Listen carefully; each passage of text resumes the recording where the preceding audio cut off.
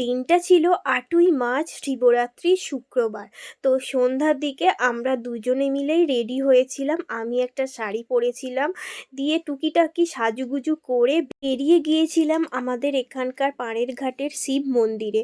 তো যথারীতি ওখানে গিয়ে দেখছি প্রচণ্ড ভিড়, মানে দাঁড়ানোর পর্যন্ত জায়গা নেই। তো যাই হোক, তারপরে আমরা একটু ঠাকুরকে প্রণাম করে দর্শন করে ভিড়টা তোমাদেরকে একটু দেখিয়ে দিলাম, দেখে নাও।